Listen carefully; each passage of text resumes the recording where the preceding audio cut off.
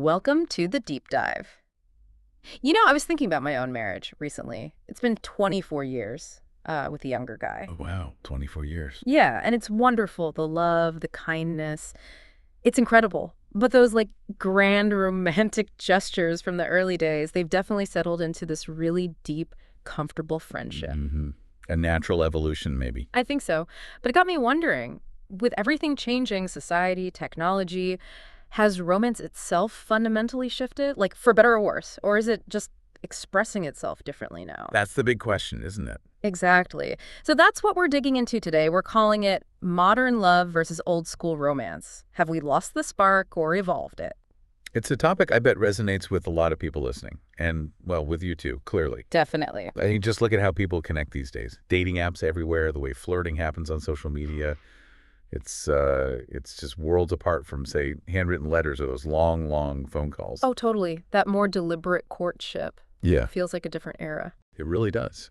It's like these two completely distinct ways of finding love coexisting, or maybe clashing. Yeah, clashing's a good word for it sometimes. And seeing this shift in my own life makes me ask, is my experience, part of a bigger picture? Is this how romance is just done now? Well, let's unpack some of that. What about something like chivalry? That word comes up a lot. Right. Is it dead? A relic that doesn't fit with modern gender roles? Or has it just changed shape for you? That's a fantastic question.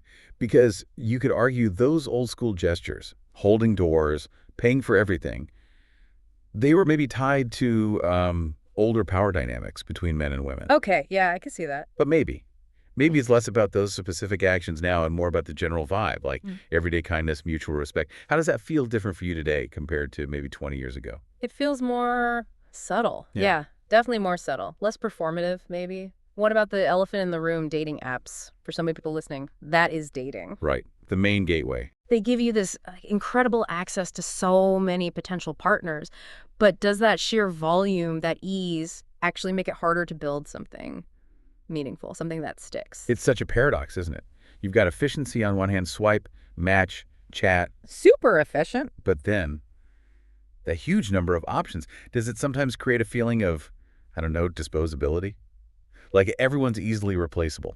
Disposability, that's a heavy word, but yeah. It might make investing deeply in one person feel less urgent, Yeah. maybe even riskier, which could feed into things like ghosting. You mentioned that earlier, definitely less common back in the day. Oh, absolutely. Ghosting wasn't really a term people used. The pace just feels so much faster now for many folks. And tied into all this are the gender roles, right? Yes. Always shifting. Who asks who out? Who pays for the date? Who sends the first text after? These, unspoken rules seem to change constantly. I bet a lot of you listening have been in some pretty awkward or confusing spots because of it. For sure. That lack of a clear script, well, it offers freedom, which is Right. great, but it also creates a lot of uncertainty. Right.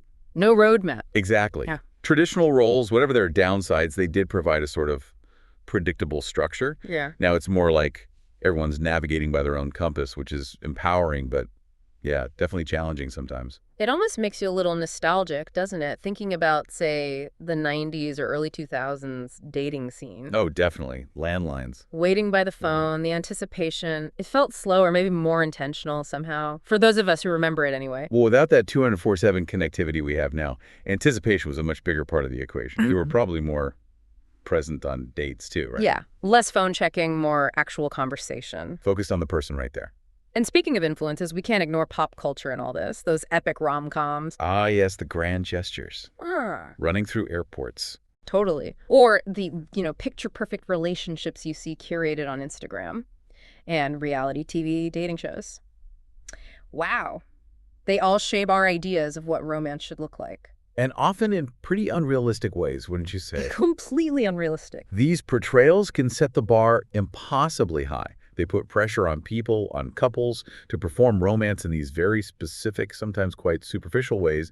It makes you wonder how much those stories seep into our own expectations. It really does. So, okay, let's try and pull this together as we wrap up.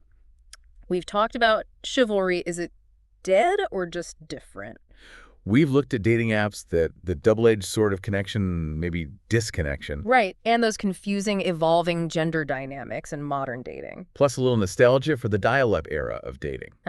Exactly. And the big shadow cast by pop culture expectations. Which brings us right back to where you started, thinking about your own long-term relationship, how it's deepened into this strong friendship. Mm-hmm. And considering all these big societal shifts we've just discussed, what parts of that quote-unquote old school romance might still actually be valuable for you, for anyone? That's a really good question. Could bringing back certain elements consciously maybe enrich even a really established, comfortable bond? And that initial spark? Is it something that just inevitably fades with time? Absolutely. Or can you actually choose to rekindle it maybe in new, different ways within that mature, loving friendship?